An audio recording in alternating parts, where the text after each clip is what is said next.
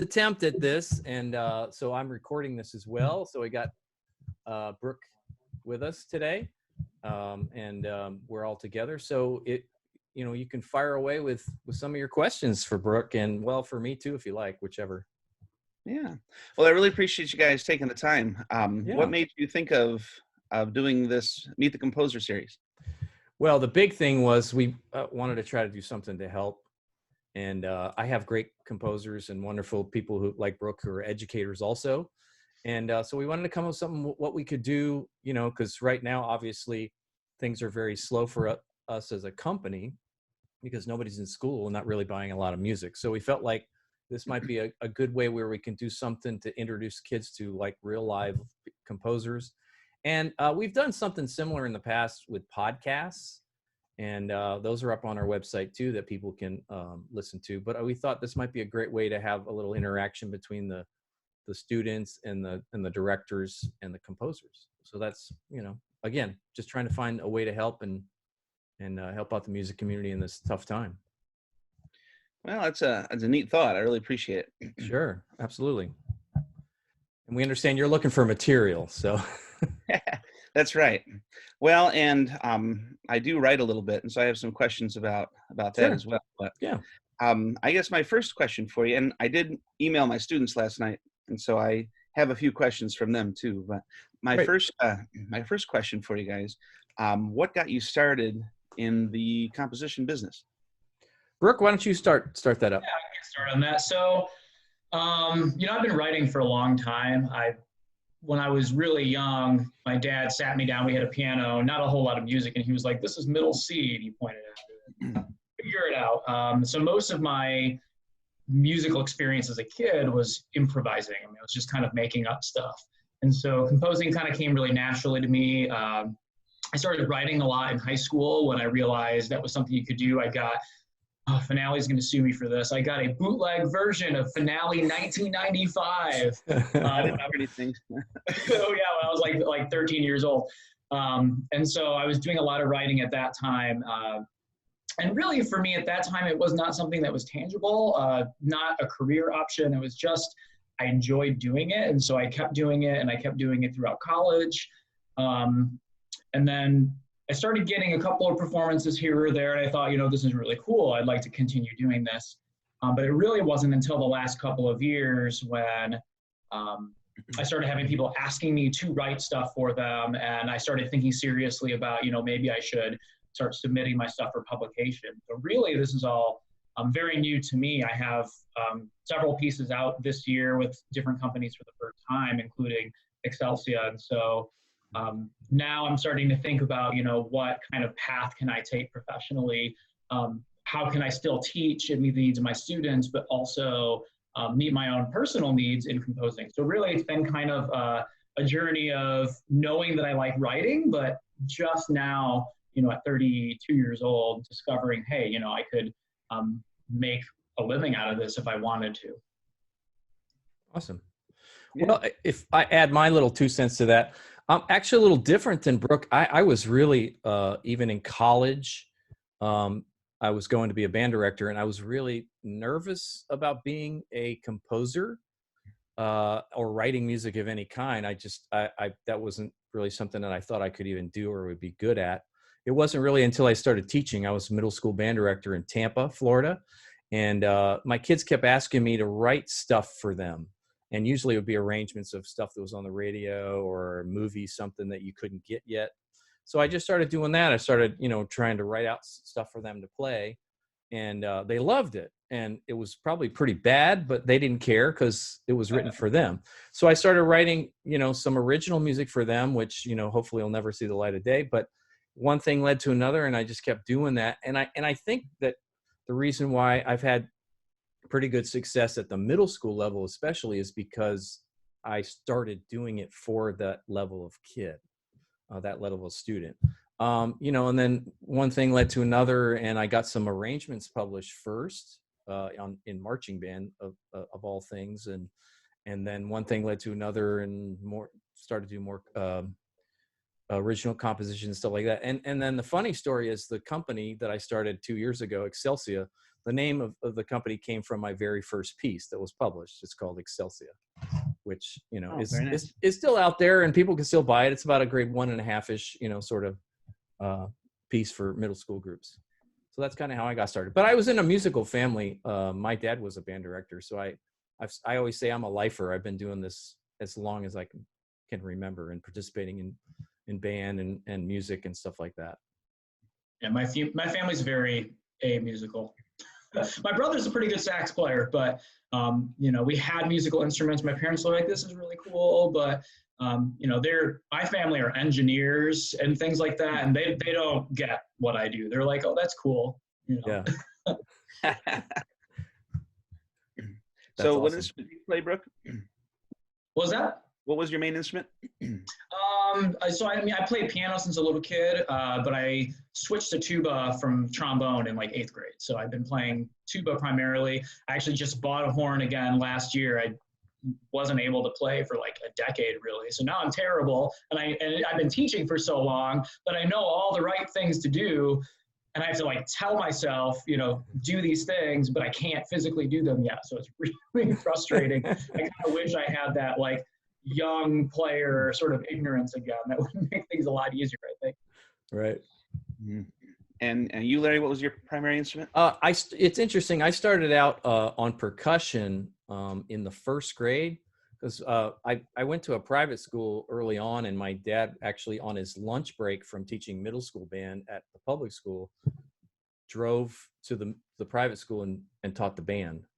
And he taught me how to play drums first, even before, you know, I could really even read like words. So, but then in like 5th grade, I switched to trombone, and I played trombone all the way through college and grad school and all that stuff. I don't know what is with us low brass players and being composers. I think we sit back there during rests and wait and listen. Right. We're like, I know what I would like to do. Yeah, right. I like to write myself a better part than this. Yeah, no kidding. That's hilarious. Well, that brings me to the question of where do you start? Where do you start with your writings?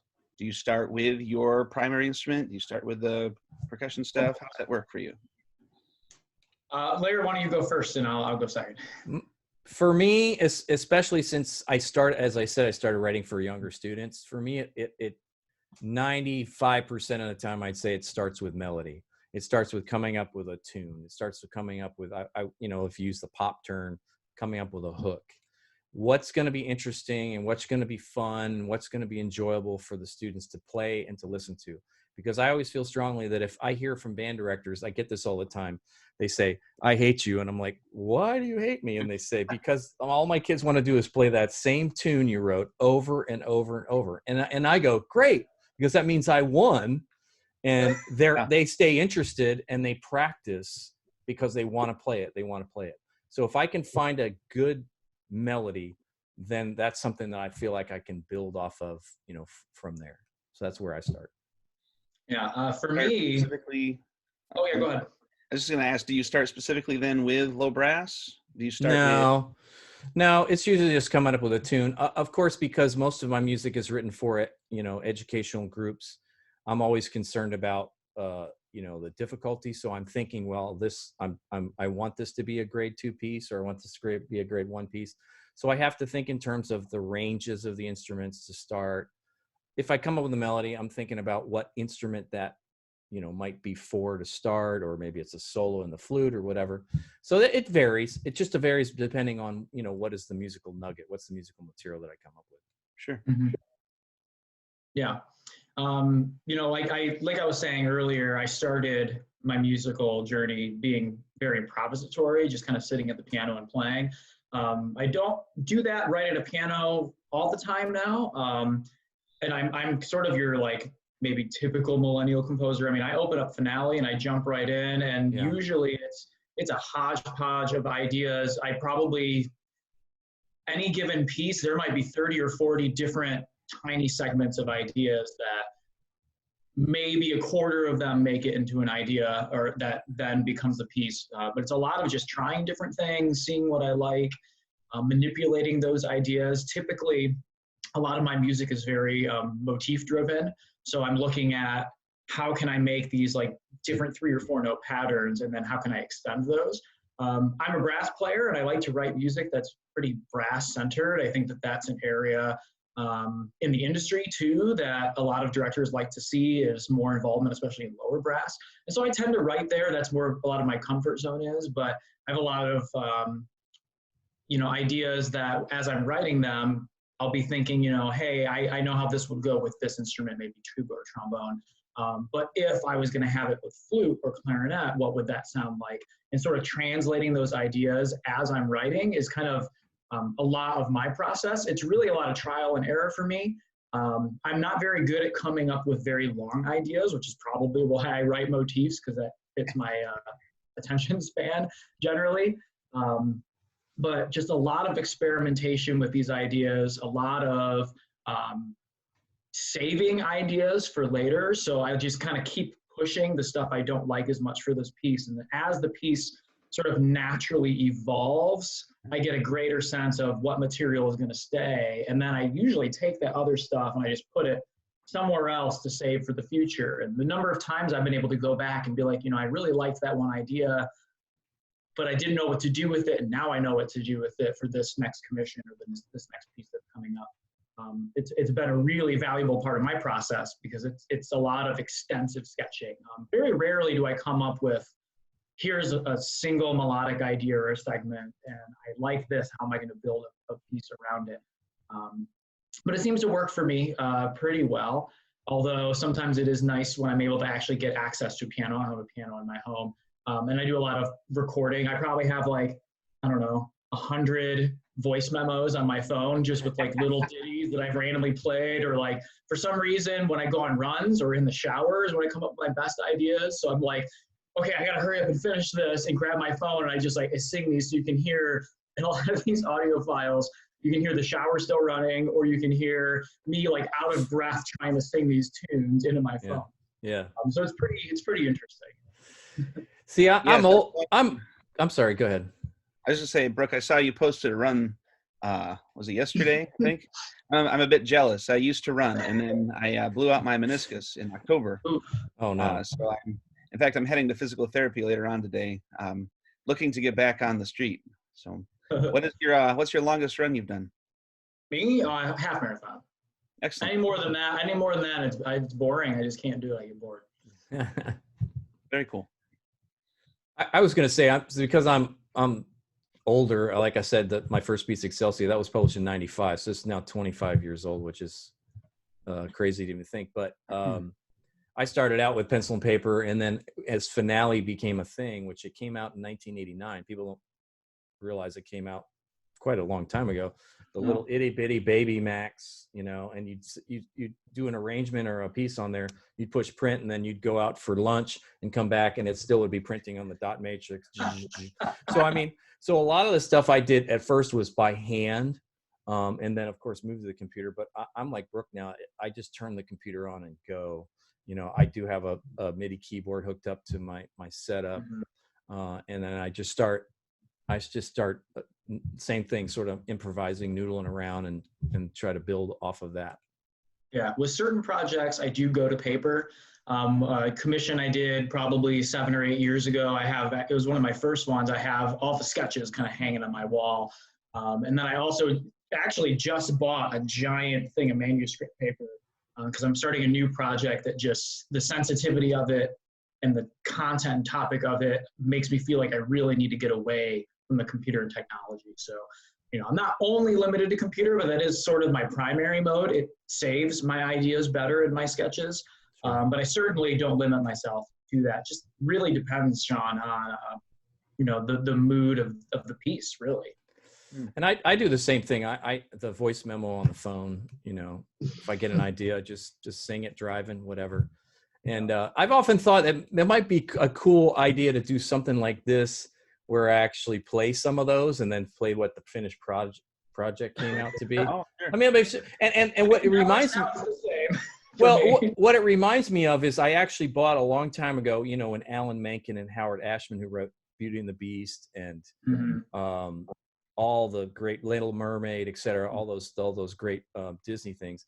They actually put out like a 5 or 6 CD set was literally their sessions. And they had microphones set up where Alan Menken's playing the piano, going under the sea, and trying to get the idea of the tune. And they're actually talking to each other back and forth. So I love that. When I was learning how to write music, hearing what the creative process. So I'm always really interested in how other people go through their creative process and come up with their ideas. That would be an awesome future project. Yeah, for sure. So how much time do you gents spend each day? I know it varies with your personal schedule, and right now it might be a little more wide open than normal. But on a typical day, what do you think you put in? Go ahead. Yeah, for me, it really, I mean, as you said, it really kind of depends on what my schedule is like. Ideally, if I had as much time as I wanted to write, my limit's about 4 hours, and I'm the most productive in the morning. So usually I get up, pour some coffee, and I'll work until about 11 o'clock, and then that's sort of my writing zone, my creativity zone. Once I start realizing I'm just hitting play a bunch and I'm just looking at the same measures over and over again, I know that my creative time is done. And so usually then I'll go for a run, eat lunch, and then the afternoon is business time for me, where I can focus in on, the sort of monotonous invoicing and typing up stuff and answering emails and all that kind of stuff. I don't know if I have time to write every day. That also depends on projects. So when I'm in a commission mode, I can get a little obsessive, and it might be 6 or 7 hours a day, even on days that I teach. Just for me, I'm pretty obsessive. And so when I have a project on the table, I want to get it done. I mean, that comes through in my teaching too. My inbox is regularly at 0, which is wild. And so when I have a big project, doing a lot of work, a little bit every day, when I don't have as much going on, I find that I tend to procrastinate a little bit more. I thrive on deadlines. So when I have a deadline, it's several hours or more each day. Right now, not much, especially, with everything that's going on right now. My motivation just plummeted, and I'm just trying to take care of, things at home and all that kind of stuff. But, no clear average. It really depends on my workload. Sure. Mine's changed over the years. When I first started and I was teaching, I would usually write at night, and I would write into the wee hours of the morning. And then when I actually got into publishing, my first experience in publishing is I went to work for Warner Brothers in Miami. I worked there for 4 years in their publishing division. And we would get projects like, we just got the rights to the music for Anastasia, which was, an animated film back then. Can you have by Monday all 6 tunes from the movie in a 6-tune medley grade 4 concert band? Wow. You would just put in a ton of hours over a weekend, or you might get it and got to have it done the next day if it's a short little something. I remember doing something from Space Jam on a plane once. So, I used to have to do it in a hurry and that kind of stuff. And I'm glad that I moved away from that. But as the older I get, I'm more like Brooke, where the morning's better for writing time. Unfortunately, because now I'm running my own publishing company, I don't have time to really do it every day. Although I'm working with a lot of other people's music every day, and the editing process and picking of new music and stuff like that. So a lot of my writing ends up being now more on the weekends, and maybe a little bit at night if I'm under a deadline, similar to what Brooke said with a commission that's due or whatever. But I still feel like I had good training with the Warner Brothers in that I had to do things fast. So I feel like I still kind of do things fast, even though sometimes it would be nice to slow down. But I'm also because of that, I'm a deadline composer. If I don't have a deadline, I don't really write anything. If I have a deadline, then that spurs me. And I think it's like students, I know this is going to be watched by students. When you have a term paper due, we all know you procrastinate to the last minute and then you crank it out. Not the best way to do it, but unfortunately, I think that's kind of how our society is, and that's kind of how I operate a lot of the time.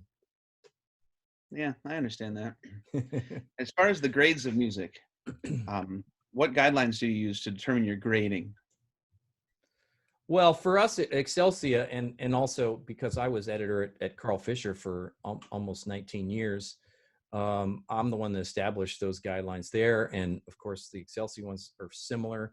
Made a few tweaks that I'd always wanted to do over the years, but we have set guidelines that, for each of the series. Are they exactly right?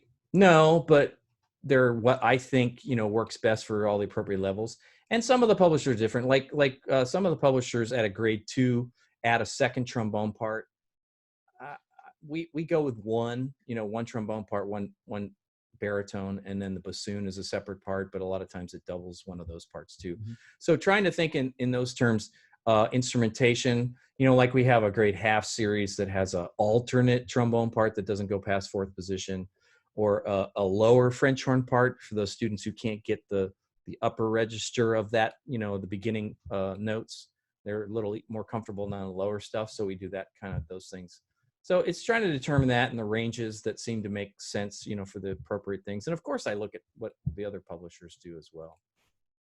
Yeah, and as a composer, it's really useful too, because you know exactly when you're writing for a specific publisher like Excelsia, hey, I know if I follow these guidelines, there's going to be less revisions, there's going to be less issues, and ultimately it's going to be more successful for the students too. They definitely, as Larry said, vary place to place. But having that right in front of you to say, okay, this is going to give me some parameters. As a composer, when you write for upper level professional players, collegiate players, you can do whatever you want. And in many ways, writing for younger students is a huge challenge. So having those guidelines is super, super helpful. I mean, I've been writing for younger players for a while now, and I'm constantly referring to the guidelines just to be on the safe side. And even then, you might get some feedback like, hey, I think we should move this instrument part down a little bit in this spot. I think that's going to make more sense. And I know that I appreciate that, because really we want our music to be the best possible music that's performed best. So having those guidelines is super helpful. Well, it's also important for you as a teacher to have expectations that if I buy a grade 2 piece from whatever company, Excelsior or whatever it may be, that that it's going to fit your students, because you're used to that company is consistent within their grade level, within their series. If we aren't as a company, then you can't trust us. And then that makes it harder on you, because then you have to really look. You say, oh, I like this piece. And then you buy it and you open it up and it's got a high C in the trumpet on a grade 2. You go, well, I can't trust them anymore. So I'm going to have to either look more carefully at their music or just look to some other company's music, because they're going to be more consistent. Exactly. Sure. That makes sense. Yeah. So, Brooke, what other companies have you published with? I also publish with C. Allen, and then everything else in my catalog is self-published. Really, I know a lot of composers spread themselves out really far. I'm trying not to do that. I'm finding people who I like working with, that I respect, and that do a really great job, not just with the music and publicizing and stuff, but also do a great job for me. One thing I really appreciate about Excelsia that I haven't seen really for any other company is that they're really composer driven, and they really support composers and promote us in what we do as people, as opposed to us sort of being a tool to their profits. And I think that makes me feel very comfortable in the work that we do. It's also very collaborative compared to other companies that either I've reached out to or I've been involved with. Getting feedback, hey, we really like your piece.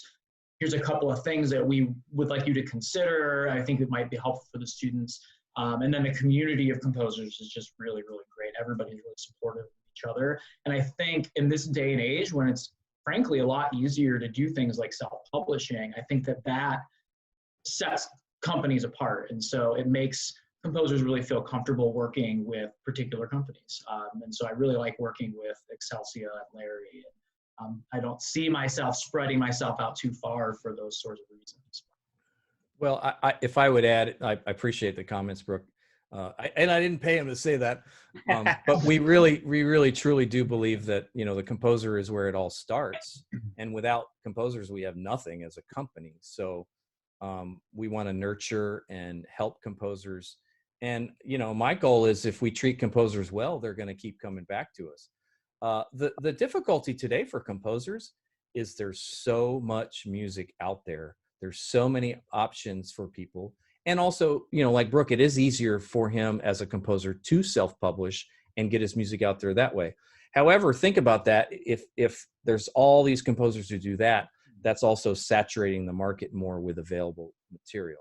And unfortunately, the other thing that we found is that as you get to the more difficult grade levels, the sales become less and less viable for a real publishing company to do professional recordings, to do the distribution and the promotion, which is super expensive to everyone. So what ends up happening, and I'm sure Brooke is similar to this, is you end up doing your more difficult music on your own, because financially it's actually more beneficial for them to sell one copy and they get all the proceeds as to taking the publisher's share, you know, the composer's share of the published version. So that's tough.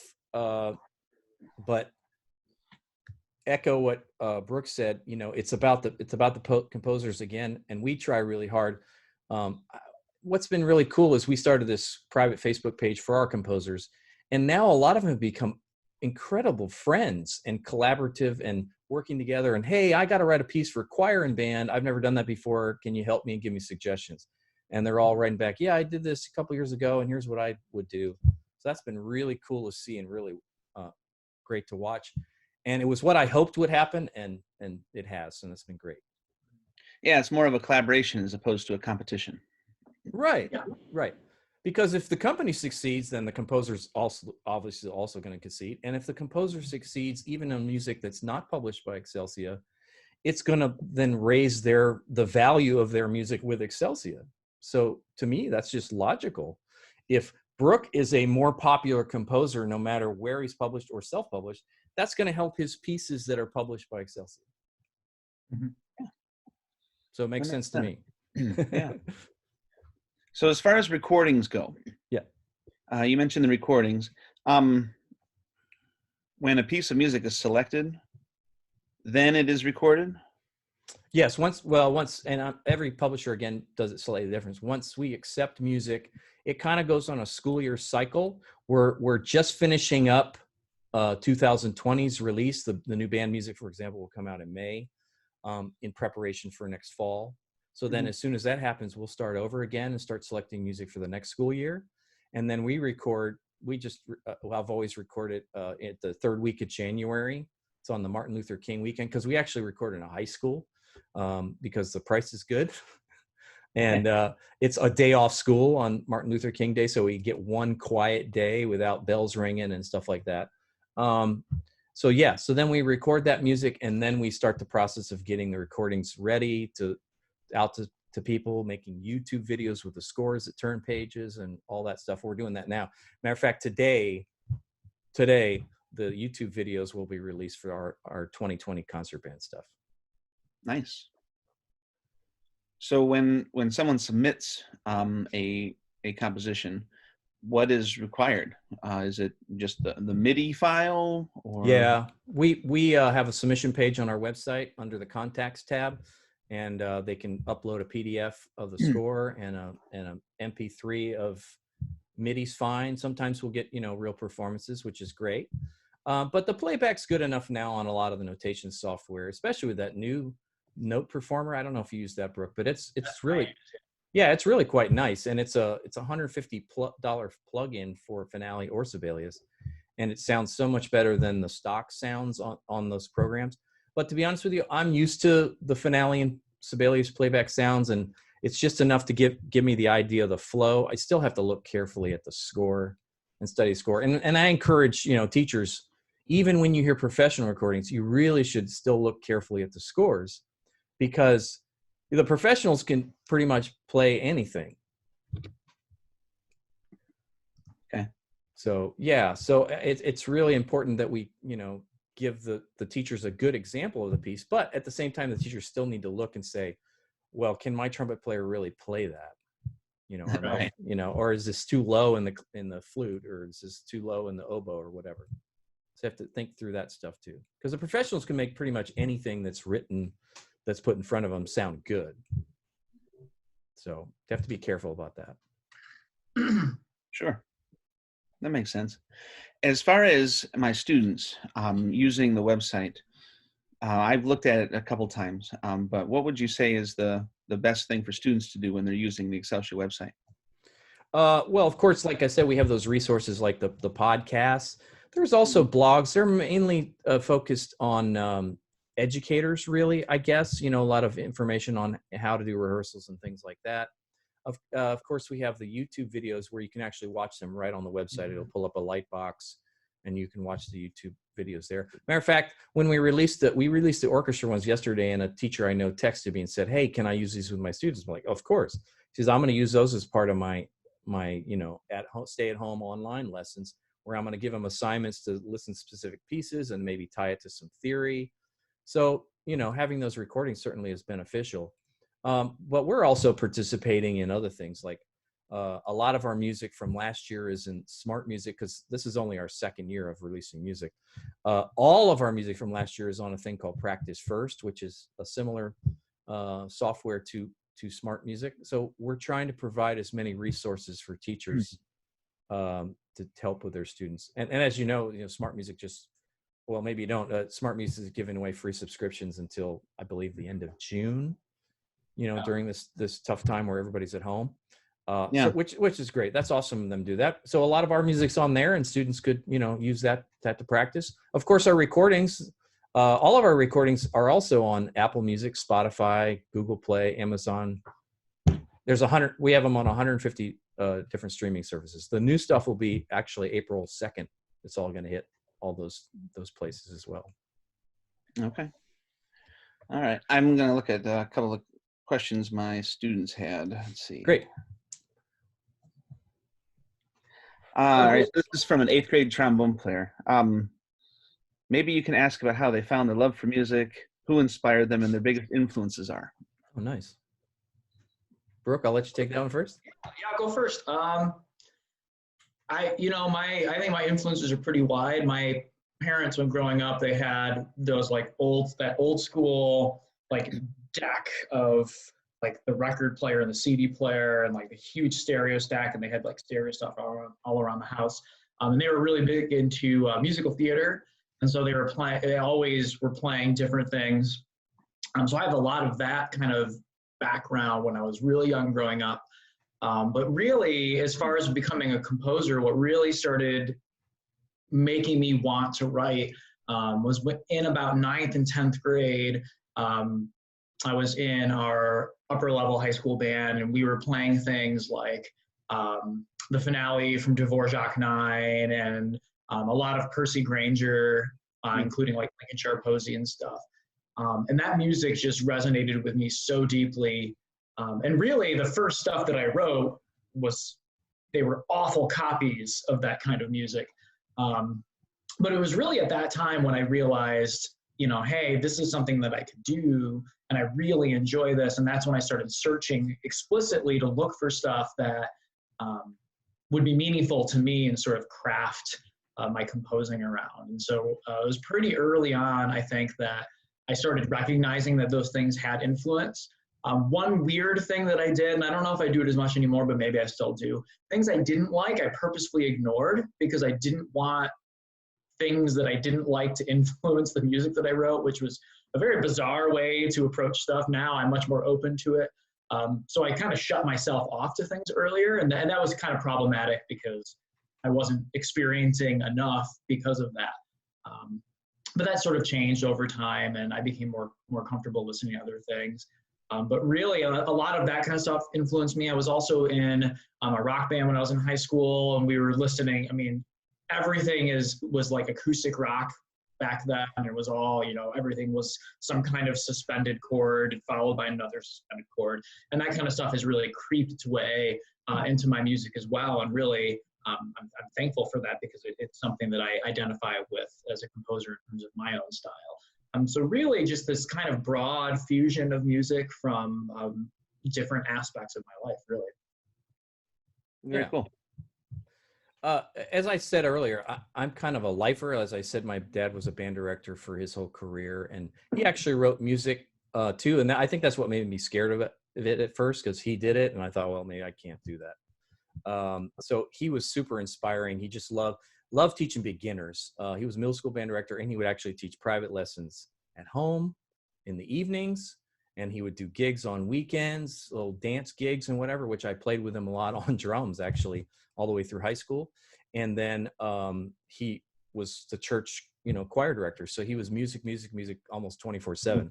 So that just, got into my pores, I think. From then on, I just had some great, mentors and teachers along the way. Early on in my teaching career, I actually had an opportunity to work with Robert W. Smith, who's, pretty popular composer. He was more of my teacher, and not in composition, but as sort of like a band director. I was in a drum and bugle corps that he was the arranger for. So I soaked up a lot of that. And then in graduate school, at Florida State, I went to Florida State, and Bentley Schellenhammer was the band director, just, amazing mentor. And my teacher at James Madison for my master's, named Pat Rooney. He's actually the one that helped me get my first arrangement published with Arrangers Publishing. It's a marching band thing, because they had done a recording of it with their marching band. And their marching band back then was, well, it still is, but back then it was spectacular. One of the best college marching bands people don't know about. Because it's a smaller school. It's not, they don't play in the Big Ten or whatever. So just having influences like that. And then I always say I'm a product of the band movement. Pershketti, and like Brooke mentioned, Granger and Holst, and all the great, standard band repertoire has sort of been super influential to me over the years. And then having that sort of foot in the door with people like, Robert Smith, and then the composition teacher at James Madison also, his name was John Hilliard. He studied with Francis McBeth and Karel Husa, so he had an incredible band background. Wow. He didn't write band music, but he studied with those people who did, and was very encouraging as well. So, very nice, very nice. So as far as listening goes right now, how much time are you guys spending listening as opposed to writing?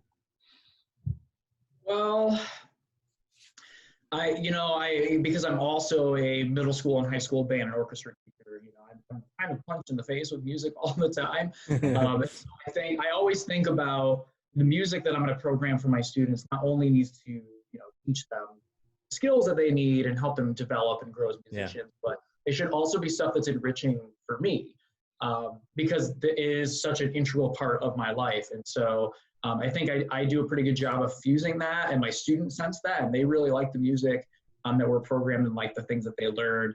And I do that explicitly because to be honest, after an entire day of music, I just want to listen to talk radio, so I get in my car, I listen to talk radio. I don't want to hear any music.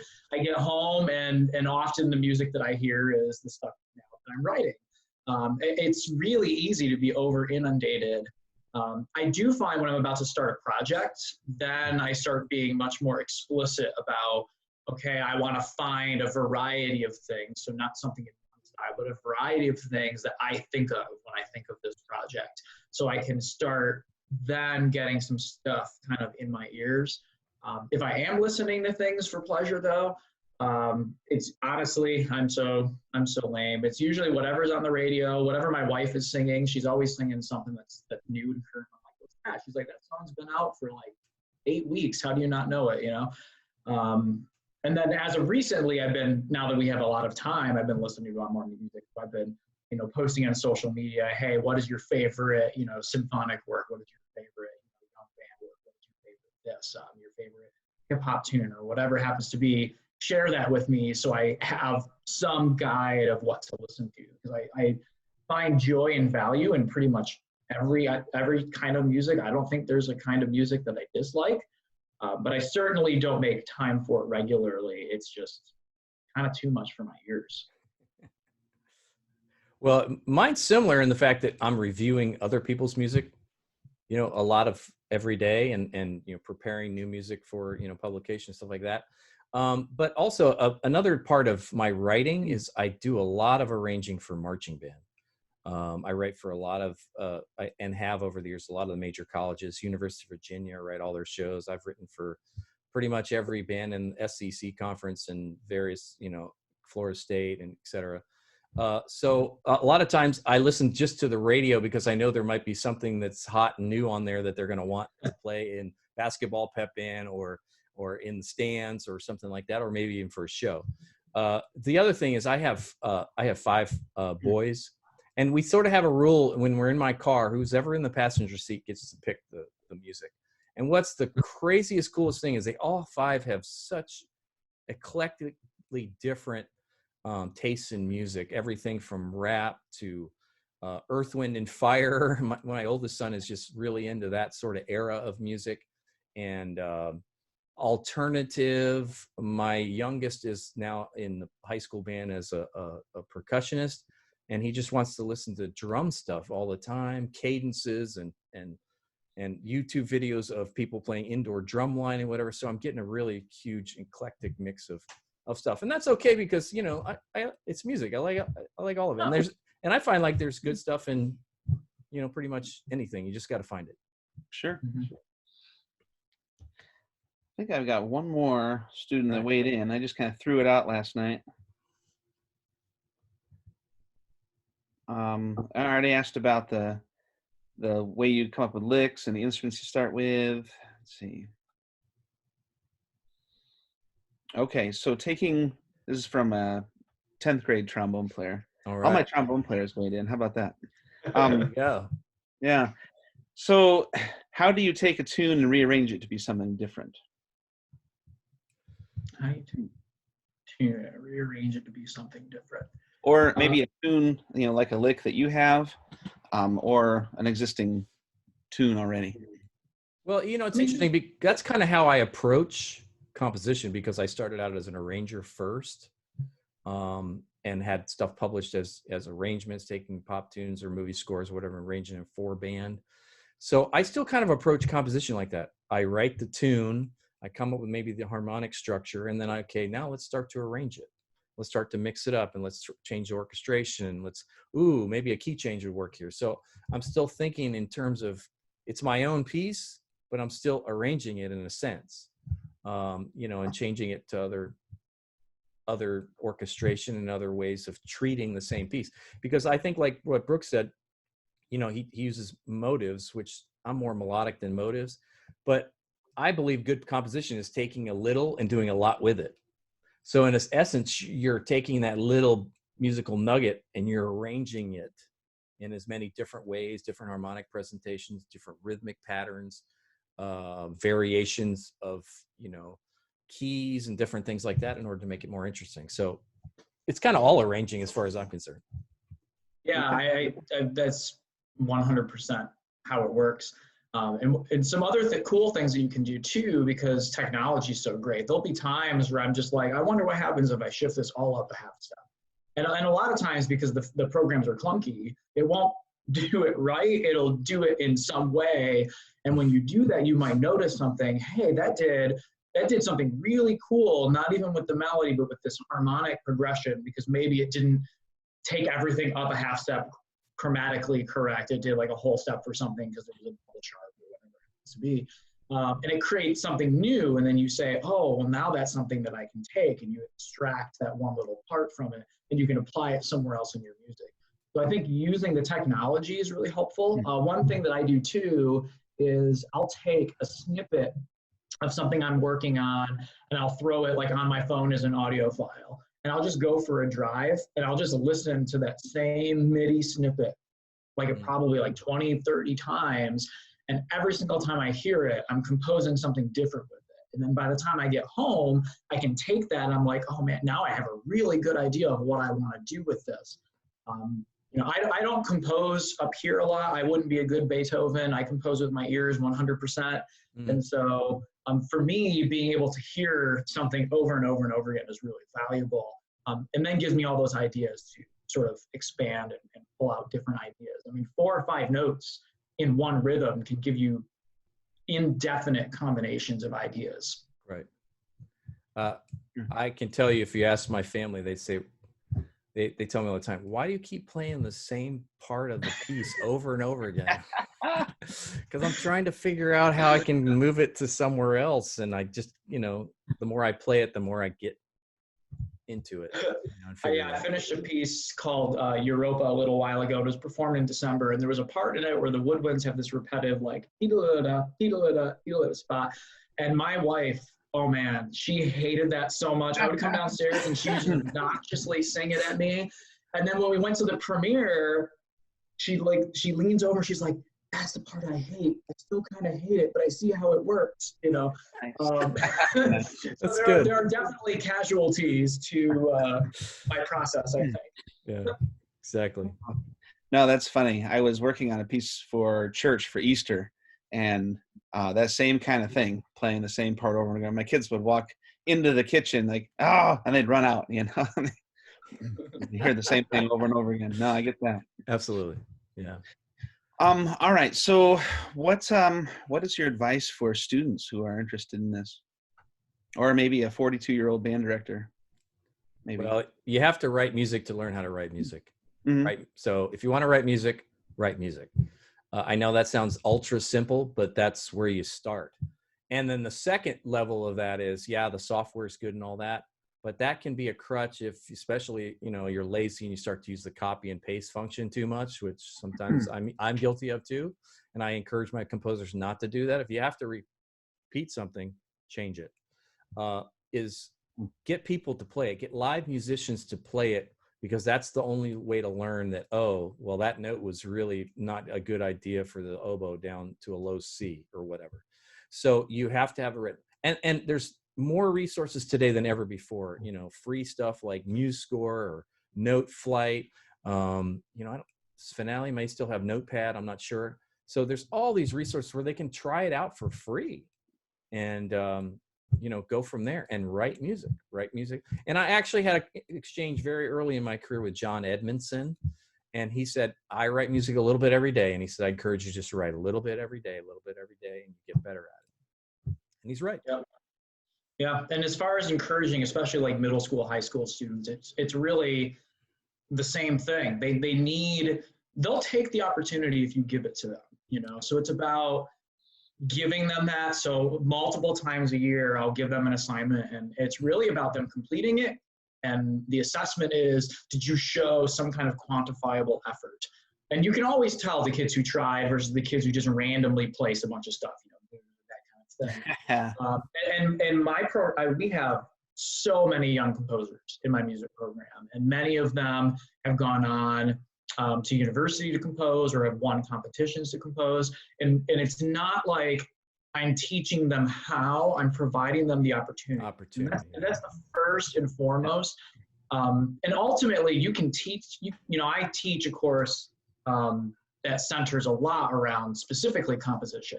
And, you can teach somebody the rules of melodic writing. You start on tonic and end on tonic and resolve leaps and all this kind of stuff.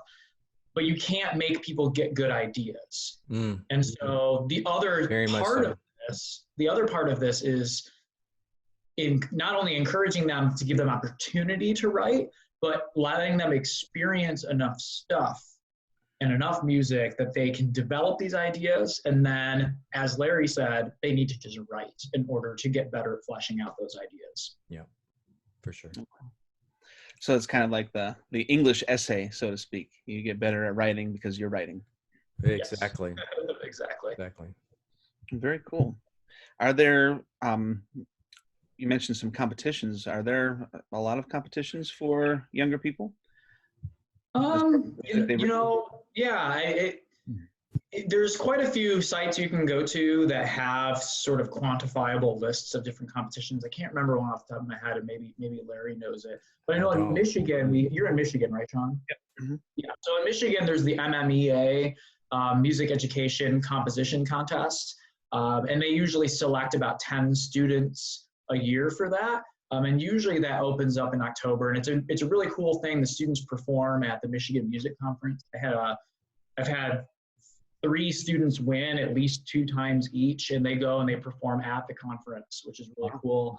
But I know a lot of states have those kinds of things. And then there's a lot of local competitions. I know like the Ann Arbor or Washtenaw County Concert Band have those. So, getting to know your community and your resources and looking at where those might be, especially local, really helpful to give these students goals, and then they're tangible because they're local too. Yeah. Sure. It's great. That's good advice. All right. Well, I appreciate it, guys.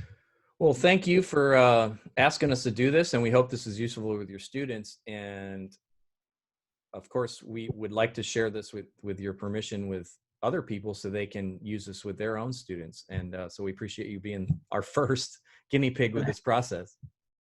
Yeah, glad to be a part of it. Great. Thank you so much. And we'll hopefully talk to you all soon or see you at a convention down the road. All right. Thank you, guys. Thank you. Appreciate it very much.